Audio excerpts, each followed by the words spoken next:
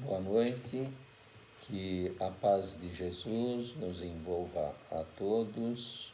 O comentário do Evangelho desta noite é sobre o capítulo 9, Bem-aventurados os mansos e pacíficos. Vamos fazer a nossa prece, vamos elevar nosso pensamento a Deus, a Jesus, nosso Mestre amado, a espiritualidade maior, pedindo que nos oriente, nos instrua, para que possamos ter uma compreensão clara e objetiva e, acima de tudo, possamos colocar em prática em nossas vidas. Que assim seja, graças a Deus e graças a Jesus. O capítulo de hoje, Bem-aventurados os mansos e pacíficos. Nós continuamos nas bem-aventuranças e esse capítulo é um capítulo interessante. Nós vamos falar sobre injúrias e violências e ele tem, que vai do item 1 ao item 5, e ele tem uma promessa. Na verdade, essa bem-aventurança é uma bem-aventurança que fala sobre o futuro. Ele começa dizendo com os evangelistas, com o evangelista, na verdade, Mateus, ele começa dizendo assim: bem-aventurados os mansos, porque eles possuirão a terra. Mateus 5, versículo 4. Bem-aventurados os pacíficos, porque serão chamados filhos de Deus. E termina também em Mateus 5, versículo 9, e termina dizendo: ouvistes o que foi dito aos antigos? Não matarás, e quem matar será réu no juízo. Pois eu vos digo que todo o que se ira contra seu irmão será réu no juízo. E o que disser a seu irmão raça será réu no conselho. E o que disser és louco merecerá a condenação do fogo do inferno. Mateus, os versículos são os 20 e o 22. E o título é Injúrias e Violências.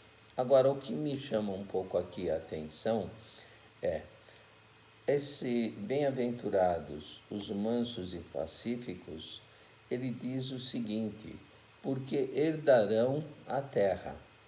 Ora, por que os mansos e pacíficos herdarão a terra? A terra, que terra é essa que nós iremos herdar? Com certeza não é essa terra que temos hoje, uma terra de violência, uma terra de muita desigualdade. E também podemos fazer uma analogia entre mansos e pacíficos. O que são as pessoas mansas e pacíficas?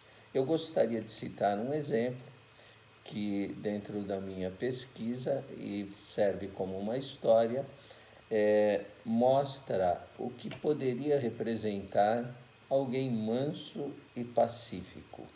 A mansietude é uma característica do espírito evoluído. Todos os espíritos evoluídos trazem essa característica da mansietude e da passividade.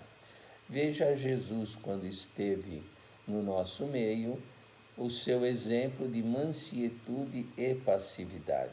Ele foi crucificado. Será que Jesus não teria o poder de ter salvo a si e de ter modificado toda a humanidade, a história da humanidade, se assim ele o quisesse? Pois é, vale a pena a gente refletir nisso. Mas a história que eu gostaria de contar é a história do codificador da doutrina. Nós conhecemos a história do codificador como Allan Kardec, que é o pseudônimo que ele usa para identificar-se na codificação.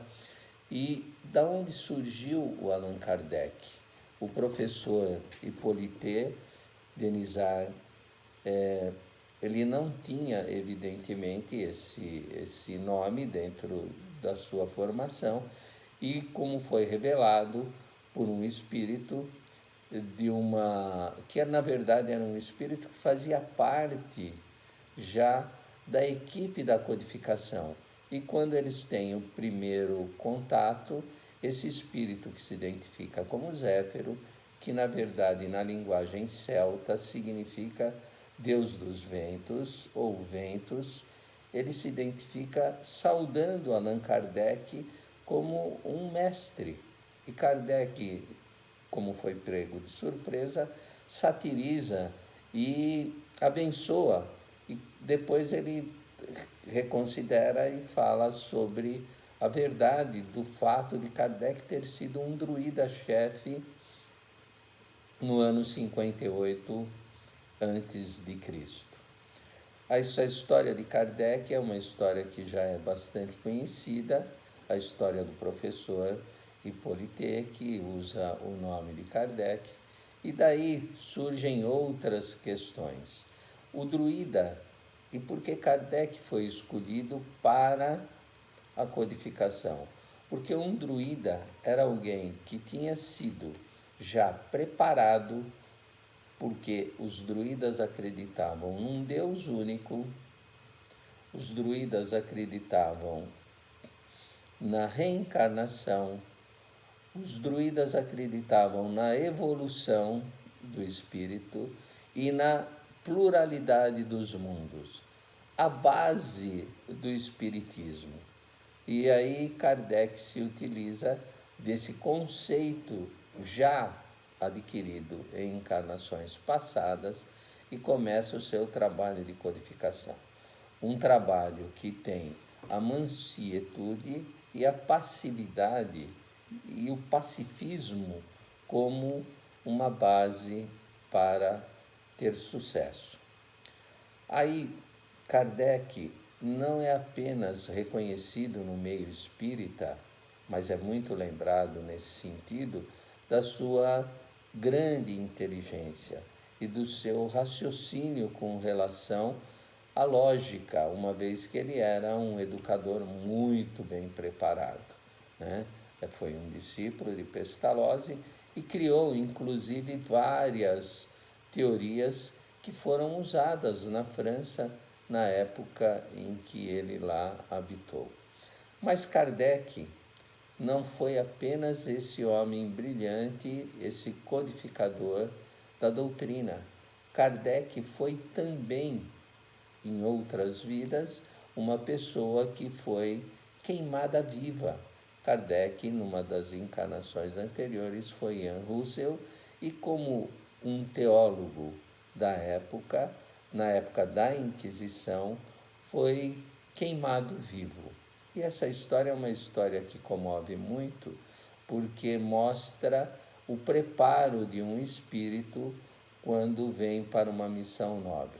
Antes de ser Allan Kardec e depois de ter sido já um druida, como um teólogo na época da Inquisição, Kardec, que tinha o nome na época de Ian Russell, é queimado nessa fogueira, como eu já tinha comentado, e ele, no momento em que está sendo preparado para ser queimado, ele é amarrado, colocam os gravetos em sua volta antes de atear o fogo, e ele olha de longe e vem vindo uma senhora bem velha e com um graveto na mão.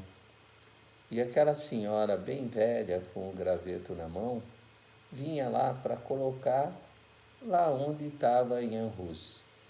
E coloca, e olha assim com bastante severidade para Ian Hus e diz: você tem que ser queimado, nós vamos proteger Jesus. Ela era uma senhora cristã.